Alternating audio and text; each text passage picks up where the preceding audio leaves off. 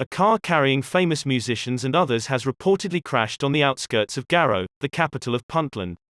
While details of the news are still being released, some reports say the accident came after the car veered off the road at high speed, then overturned. One of the occupants of the car was killed and 3 others were injured, including the Somali rapper Sharmarke Abdinasir Sharma Boy, who was driving the car, according to reports.